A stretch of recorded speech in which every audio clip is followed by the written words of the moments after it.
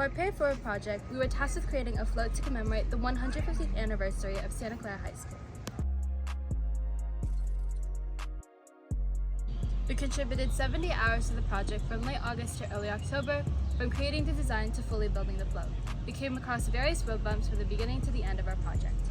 Hi, my name is SCHS and I was the team lead for the float project. I delegated tasks, communicated with SLI teachers, Mr. Shelby, and other adults to make this happen. Most of what I did was facilitating meetings, making sure we stayed on track during our meetings because we had a really tight schedule.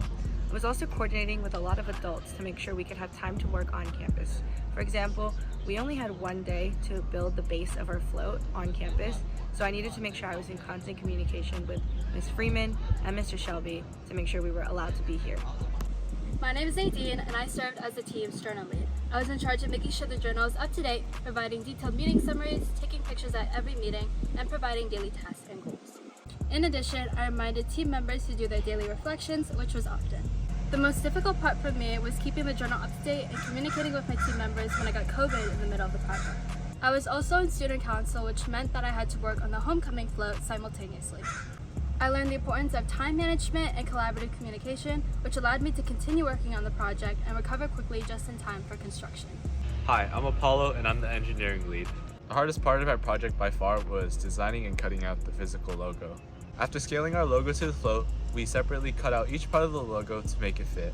This required multiple hours of cutting out the individual parts of the logo, so it continued through multiple sessions. Also, none of our members knew how to use the ShopBot, so within a month, we had to learn the software and cut out the letters.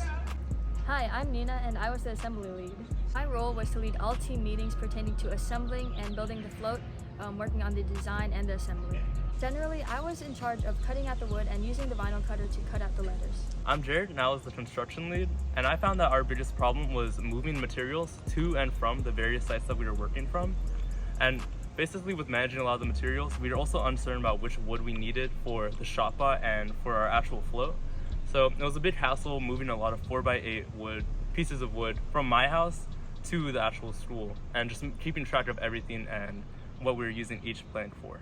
Hi, I'm Nick, and I was the finance manager for this project. I tracked the team's finances on Google Sheets, making sure we have enough money for food, resources, and materials, as well as managing reimbursements. Part of my role consisted of assembling the necessary materials for this project, including purchasing and borrowing tools, as well as obtaining lumber and paint. We didn't struggle much with the tools, but I had to keep them prepped and ready for the project.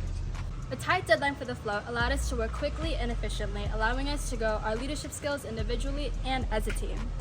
Our float came together beautifully and was showcased proudly at Homecoming and the Parade of Champions. Despite the various challenges, our team persevered in creating an exceptional float, showcasing our dedication and resilience. We learned valuable skills that will remain with us for life and created a piece of art that will be remembered for years to come.